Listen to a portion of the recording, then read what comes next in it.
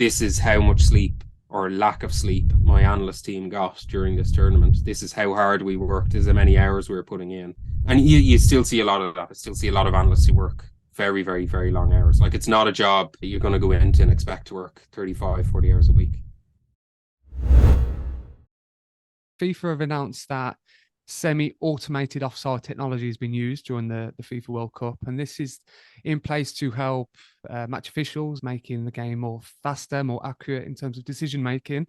From your analyst point of view, what's your opinion on that? Yeah, I don't. I kind of think about it from a slightly different reason. Like, I don't mind the technology there to help get decisions right. I think it's kind of interesting from a collection or from an analyst point of view, is you have a load of events now that are happening that in previous years would have been called offside earlier. So you have all these shots and things that are happening that maybe didn't happen before. And I kind of look at it from a data collection point of view, is like, do you analyze those as missed shots because the player presumably was trying to score and didn't know they were offside, but then it's called offside and they don't count and whatever. So I kind of take a different view from an analyst's point of view, is like, how do you account for those or not account for those or things like that? And how does that feed into your data models or your XG or those kind of things? I think that's kind of interesting. FIFA mentioned also artificial intelligence is going to come into play at some point. It probably is in play now in terms of collecting data, statistics, and accuracy. Thoughts on using artificial intelligence within professional sport? I still think there's huge room for humans in all of this. I don't think we're at the point where we're going to point AI at a video of a match and it's going to figure out the answers and things like that. So I think there's huge room for humans. But where I do see it is, I think it can take a lot of the hard work off analysts, and I think it can add a lot of context as well. Like, you see kind of StatsBomb 360 view of kind of taking a snapshot of every event of where players are. Yeah, I think some of that's going to be really interesting to see how that plays out, and it's going to give analysts more opportunity. It also requires a different skill set for analysts, I think. Like, when I would have started a good while ago, your primary job was to video and collect events yourself, and that has its limits from a collection point of view and a time point of view. So I think some of the AI advancements and the computer vision and whatever is going to take that to another level, and an analyst is going to have more data to deal with, and that changes the skill set a little bit. You mentioned when you started, so how did that journey in performance analysis begin? Very much by accident. I think I was just interested in data.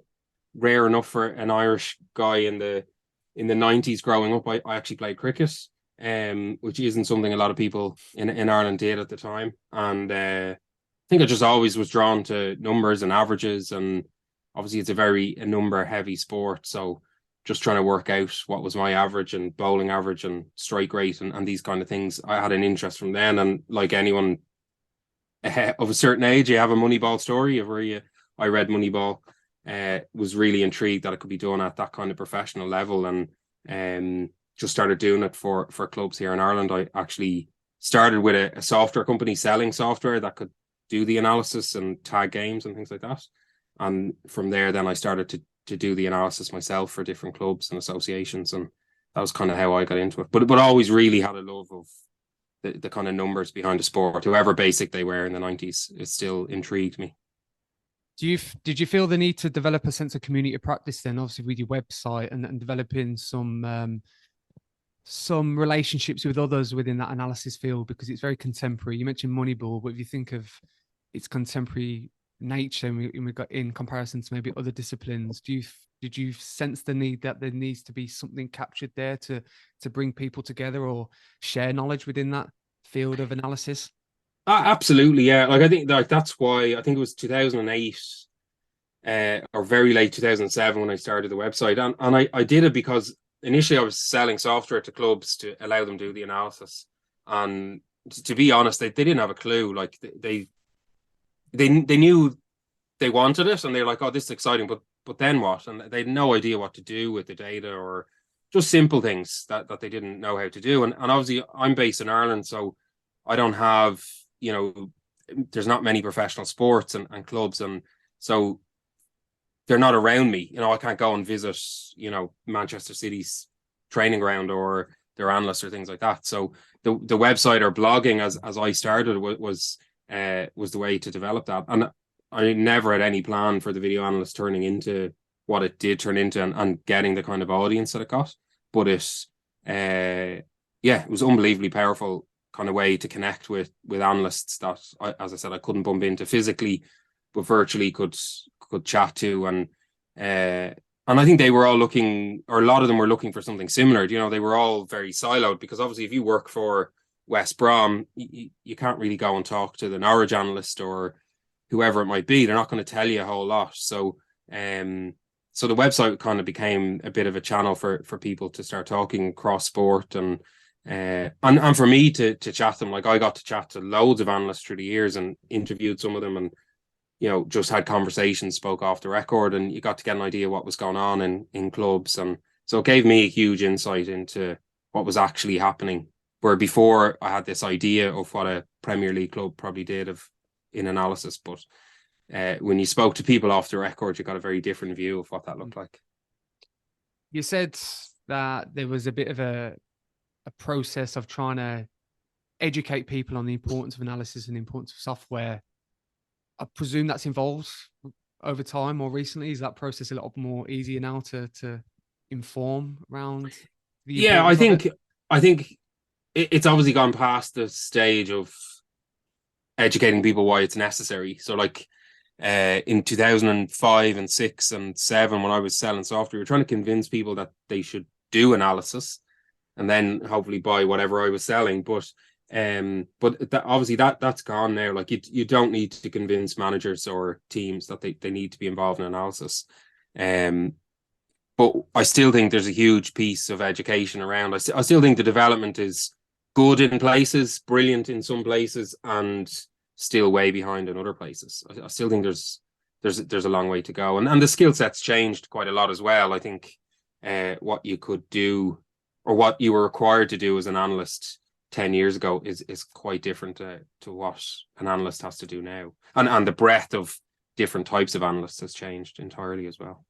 So you said skill sets changed. Can you give us a little bit more insight on what those skill sets might look like and how they've differed over a period of time? Yeah, like I think back to like part of the reason I call the site the Video Analyst, which I would love to go back and change, is because in 2008 it was primarily video you worked with, and okay, you took some data off that, but you were really just counting things that happened: shots, fouls, turnovers, that kind of stuff. And there was a little bit of analysis, but mostly you were just kind of turning those bits of data into a report that a manager could then see. And where now it's entirely different. The breadth of data, like if you're at a club now, you have your own data that you collect. You have physical performance data from GPS and tracking data, and then you have all the third-party data that you might purchase as well. And to be able to bring all that together, to make a coherent message, to join that up, you're not trying to go back and scout the last 2 games of your opposition or 3 games that your opposition played. You can now go back 5 years, 10 years. You can go back to that player playing in a different system in a different club. What did that look like? And so I just think the breadth of what you've got to deal with now as an analyst has kind of changed, and therefore the skill set of being able to use statistical modeling or Python or just data visualizations tools like Tableau and things like that has kind of changed it a bit. Can we have too much data? Yes, absolutely. Yeah, I think it's unnecessary at times. Yeah. And how does that impact practice then? Because I presume if we're overloaded with information, it must cause an overload in decision making, I presume.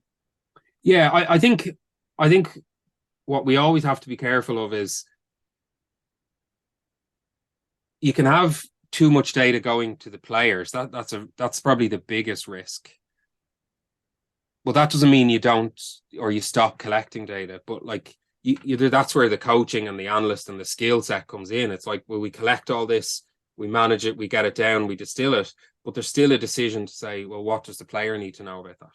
So for me, I think that's the bit where it's probably getting better, but for a while it was like every new bit of information had to feed itself to the player, where I think you got to get better at saying, sure, we want to collect all this data, and then as an analyst or a team of analysts, you got to figure out what gets to the coaches and what's useful for the coaches. And then the coaches have to filter it again to say what's actionable by the players. So while I think we can definitely have too much and some of it's unnecessary, you're still trying to figure out what's useful and what's not. But for me, the most important bit is what helps a player or a coach do the job differently. And that's really the only bit that needs to get to them. We don't need to show them everything we've ever collected. You mentioned traditional coaches and getting used to technology. Have you ever come across experiences where an analyst might have had conflict with the coach because they've got the knowledge, they've got maybe information to provide, and there's a bit of lack of interest and a lack of transparency between both in terms of relationship? Is that common in the field? I do think it's fizzling out. I think a large part as well is because players demand it as much now. Do you know, like I know certainly in some of the team sports here in Ireland, it's even at an amateur level, what you have is the players driving the professionalism and players driving the standards they want the kind of coaches to be at. So like I have a few examples of kind of old school coaches coming into teams and not really wanting to do analysis or not seeing the merit in it. And it's almost the players are pushing the analysts and the coach to say we have to do this and then we need to do this and this is the kind of area we need to look at.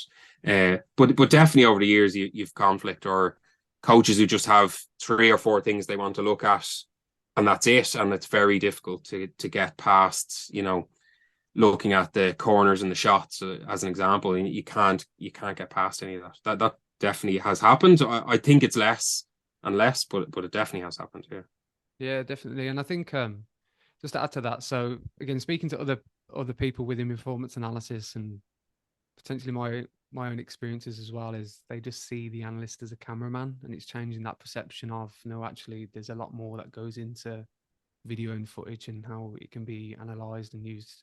Yeah. Informally. I remember speaking to an analyst once and he got a new job and we were chatting and he was kind of asking for some advice and tips and whatever, and he was the only analyst on the team, and I said the best thing you can probably do is get somebody to help you with the video, and you need to get off the tower and stand with the coaches and be with the coaches and listen to what they're directing at training. I was like, you'll learn more from hearing what they're looking for, so when you go back to edit the video and whatever, you've heard all their cues and what they've been saying to players and whatever. I think you're dead right. Like I've got stuck in that position a few times where, you know, you've got involved in the team and because the resources are low, you end up as kind of chief cameraman and you're so far removed from the team and everything like that you're going back to your room and trying to code training or a match or whatever, but you haven't really heard what the coaches have been saying. So I think that my advice to him was separate yourself from the recording and get yourself in the coach's room and the team talk and the halftime, and just not to say anything, but just to hear what everyone is speaking about in the coaches, because you really should be an extra coach as much as you should be a cameraman or an analyst or anything like that. Yeah, definitely. I think it's changing that perception, as you kind of mentioned. In terms of that process then, and I feel like a lot of students get opportunities to go into performance analysis because of the nature of the role, and as you said, that they might need someone to help with the setup and the technology. What is your thought around pay and opportunity within performance analysis? Because in comparison to maybe other disciplines, it's not necessarily wealthy in comparison to others. No. I'm intrigued to hear your views on that and how we can maybe change that as a discipline within the sporting industry.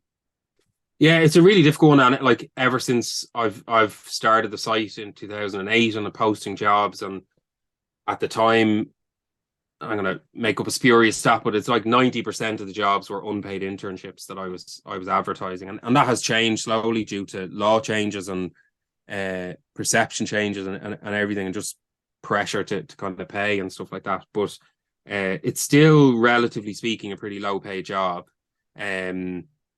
Strictly being an analyst. Partly, I've come to the realization that I think some of that is unavoidable. I think if your job is to video games, to code or kind of tag and present that back to coaches, I think with all the will in the world, there's skill involved in it, but it's a relatively low skill part of the job. If that's the kind of end-to-end process that you do, that's a relatively low skill job. And there's so many people who want to work in sport, and there's so many people who can pick up those skills and are probably willing to do it for a season or two as an intern or as a low paid job, that bit is so competitive. I just don't see that paying a living wage going forward, like a high wage or developing much. I think that part of the job is kind of set in stone, and the wage will tick along. I don't see a way out of that personally. Where I do think you've a chance to earn money as an analyst is either becoming as much a coach analyst as an analyst. You can go that way, or I think you go the kind of data science route, data engineering. I think that's where your value add is much bigger. I think it's also where you develop skills that are applicable outside of sport. So if you want at some point to go and get a different career, or go in a different direction or earn more money, there's a whole industry that are looking for people who can do data science, data engineering, data visualization. And because of that, if clubs want good people, they have to compete with all the other industries that are going to hire these types of people. Or, as I said, I think if you're capture code copy, as I wrote a blog post once, if that's the extent of what you do, there isn't a lot of demand in the outside world for that kind of work. So clubs will find plenty of people to do that. But the future really is on the either coaching side or the data science side. Is it just the fact that it's an opportunity to work at a football club and there's a lot of demand for that?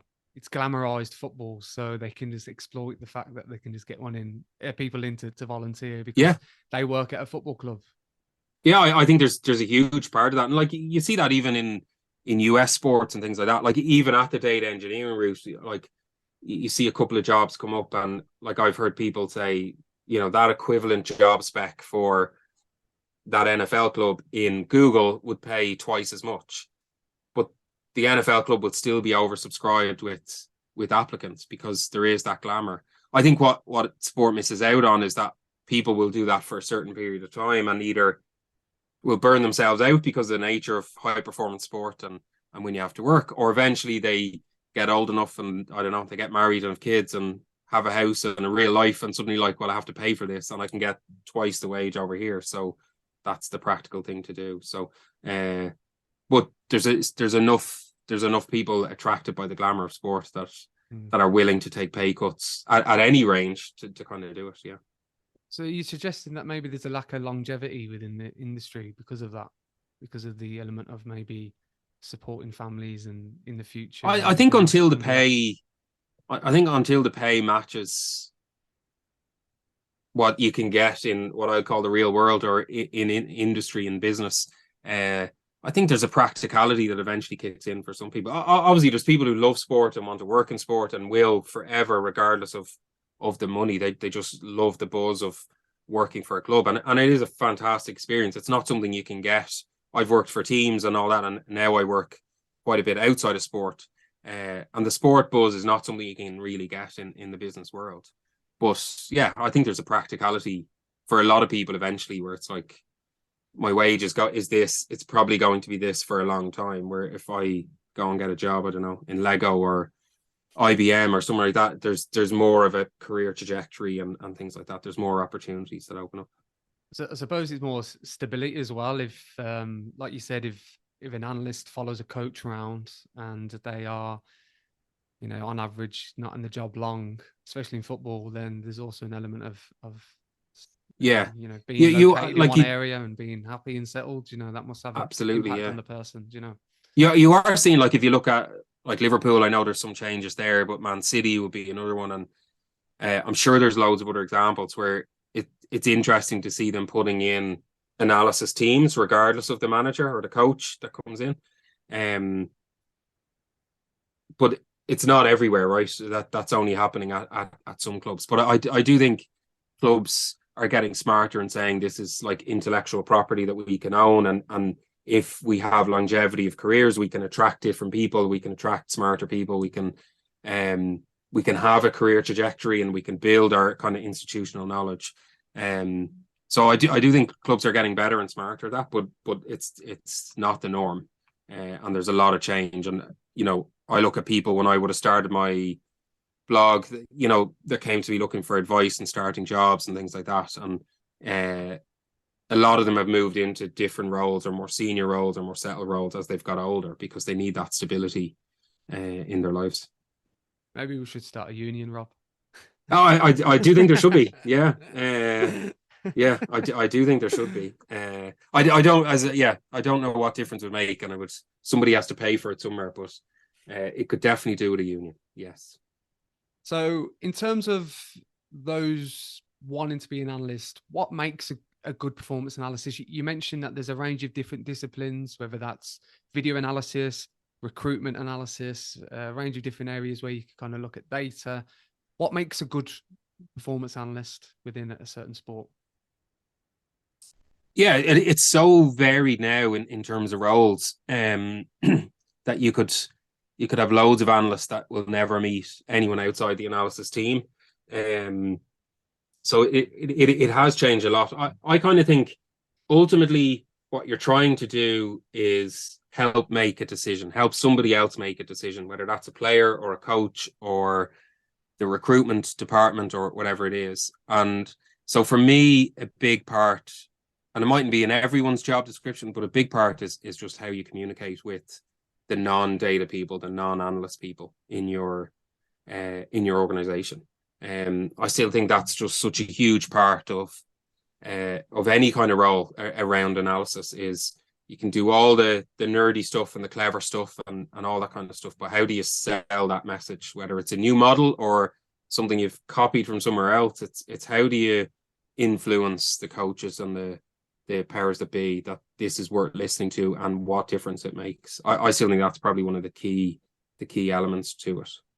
So having some form of leadership skill then, and kind of having a good communication and confidence to elaborate on what you found and discovered and trying to inform decisions via that way. Is that what? Yeah, it's like this concept of managing up.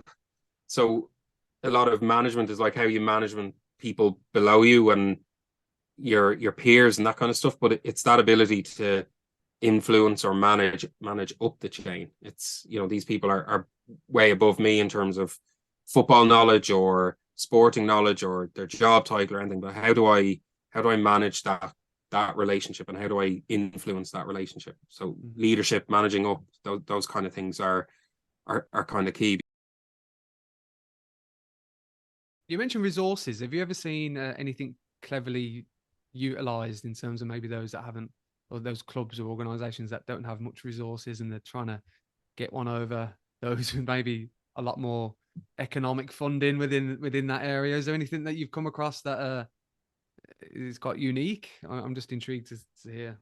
Yeah, mostly people who just work their asses off. To be honest, is you see, the better ones are the ones who automate what they can and kind of streamline what they can, and then you talk to others who are just working 70-80 hours. Like I remember there's a story. A rugby analyst was going away to a tournament, and he had a couple of assistant analysts with him. And this is going back quite a while, but he got them to wear a sleep band during the night and for this tournament. And he collected the data of his two assistant analysts and himself, I'm sure. And he went back to the board and he said, "This is how much sleep or lack of sleep my analyst team got during this tournament. This is how hard we worked. This is how many hours we were putting in. We're completely under-resourced and we need more resources." So I thought that was a really interesting way to kind of collect data on your own analyst team. And he went back and was able to get more resources to say, like, look how hard we're working here. This isn't sustainable. Over season, these people are going to get burnt out. And you still see a lot of that. I still see a lot of analysts who work very, very, very long hours. Like, it's not a job that you're going to go into and expect to work 35, 40 hours a week. In terms of resources, I'm just intrigued, for example, during the World Cup now, would there be a deficit in resources there in terms of some of the countries playing around performance analysis? So you've got the European clubs where there's a big emphasis in comparison to maybe African continent or other continents. Is there a deficit within analysis there, and could that impact, who goes on to potentially go and win the tournament? I'm just intrigued, really. I don't, has I would FIFA stepped be. in, or someone? So The organisation stepped in, FIFA are actually collecting data and producing good kind of really good technical reports. You can go onto the website and they're freely available. I think it's a 50-page PDF for each game, and there's some really interesting stats and kind of information off that. But I'd be astounded. I'd bet any money that there's not parity between what all the countries are doing and the resource available. Absolutely not. Like what England must have available both in Qatar but also back at home in terms of additional analysts being able to work through the night and do different things. I'd say there's huge disparity between some by choice. I'm sure there's still some coaches who are happy with a very minimal amount of analysis and happy to play on the cuff or with their own version of tactics. And then I'd say you have the other end of the spectrum. But I'd say there's massive difference between what's available. But it is good to see a kind of governing body like FIFA step in and produce, because it at least raises the minimum that's available, right? Like regardless of resources, any of those countries can go on and get those technical reports, and it's at least some form of scouting for the next opposition if that's all they have. Yeah, definitely. Again, just intrigued really, because if you consider, like you said, the growing nature of performance analysis and the apparatus and tools to analyze certain things, there must be some I think deficit somewhere. I think there's much more scope for governing bodies and even leagues to step in and kind of centralize a lot of these resources. Like a lot of the time, and I don't know if it still happens in English football, but you'd have, the home and the away team both videoing the game, for example. They're both standing on the gantry, videoing their own footage and not sharing it. And, hopefully that has changed quite a bit. But you have a lot of that where it's essentially just a wasted resource instead of centrally recording something and making it available.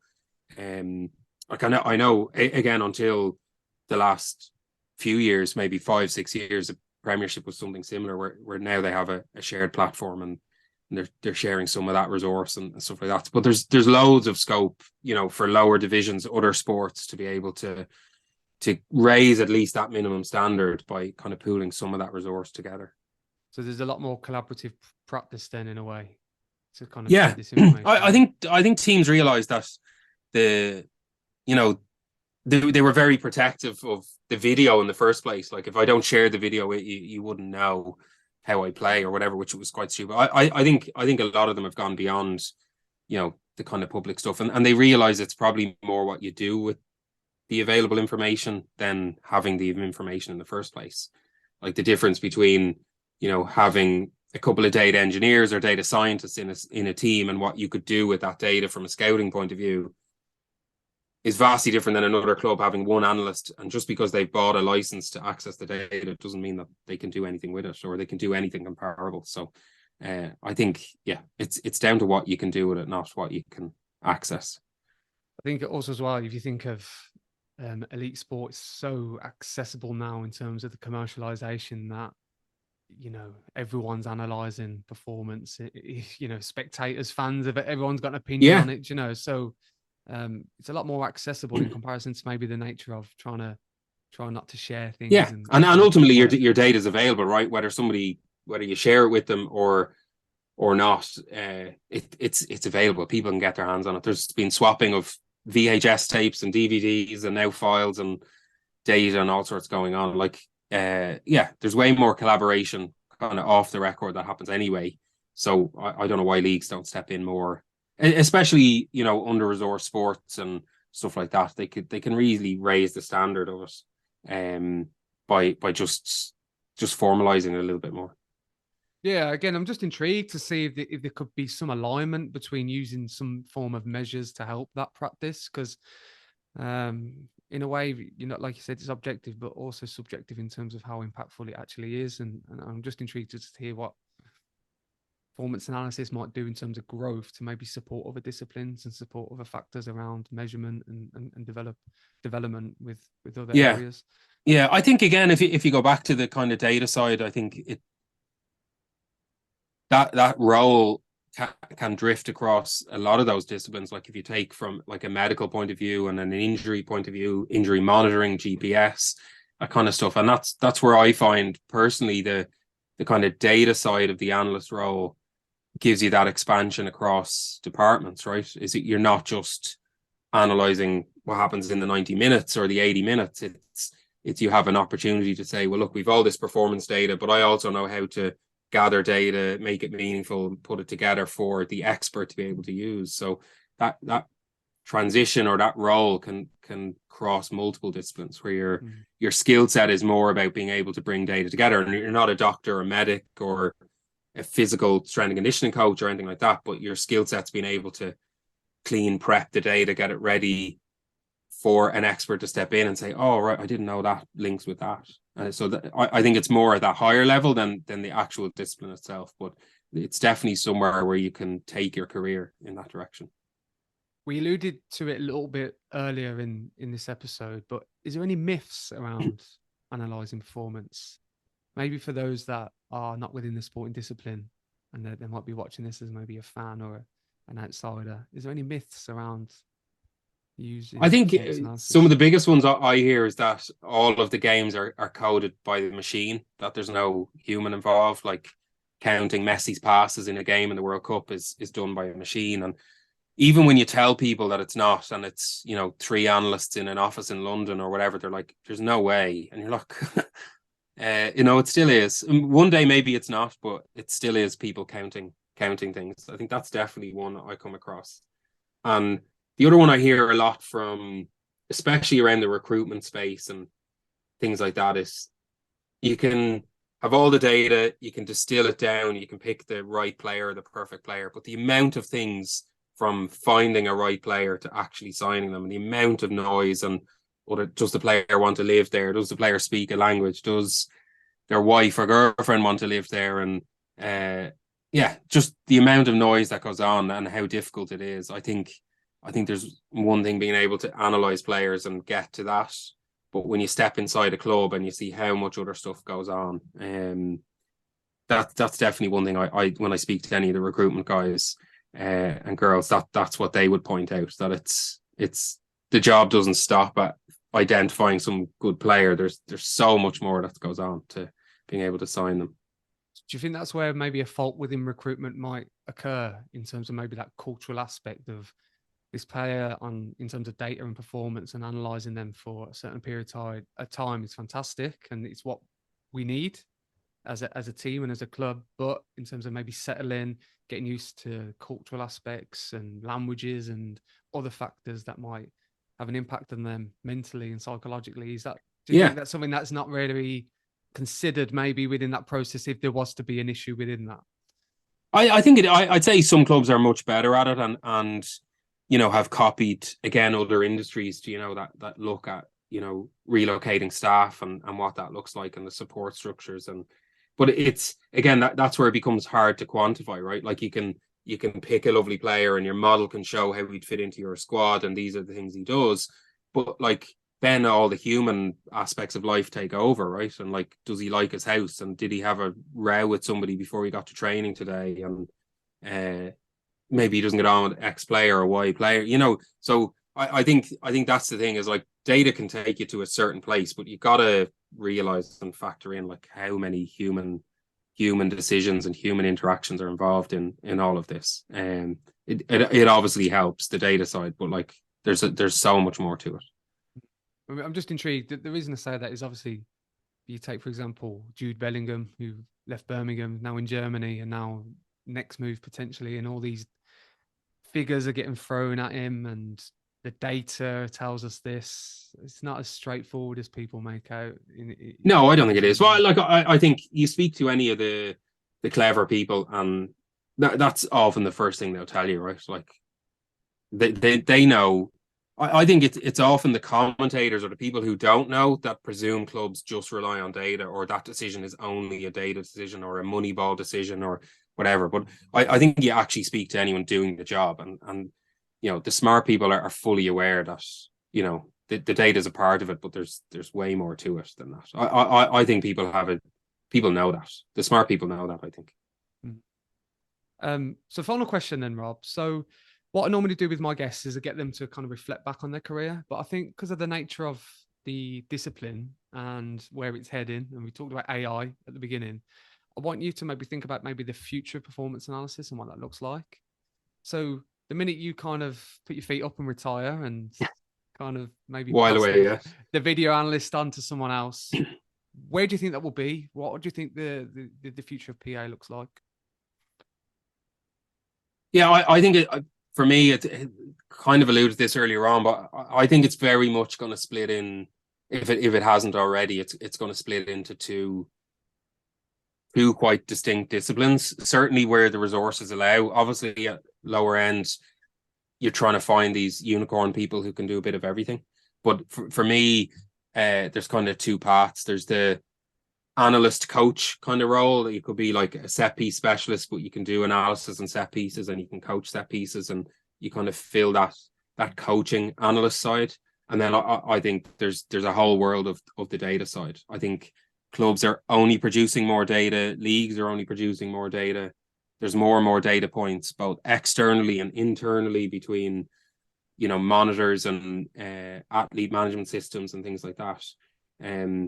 So for me, I think what we refer to as a performance analyst today, I think is only going to get more and more fragmented, and certainly at the top end of pro sports, I think that role is going to be very, very different, and you're going to end up having to pick a path to go down in the future if we're not already there, I think.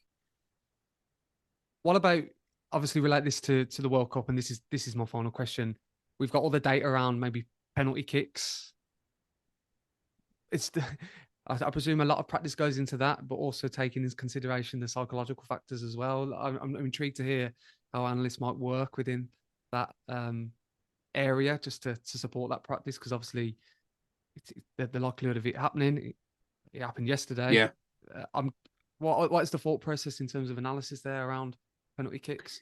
Yeah, like I for me, I think it's what's more interesting is probably the psychology side of it. Like, I think if you look at, in terms of the data that's available, there's no reason why, any goalkeeper looking at whoever's going to take a penalty in any of the games doesn't know their last 20 penalties, if they take penalties. But then you're going to have players who are going to step up and have taken no penalties in their career, or one or two penalties, which is no data to go on. So, but like, for example, Messi, the data is known, right? We know where his last 100 penalties, every penalty he's ever taken, is probably categorized and analyzed.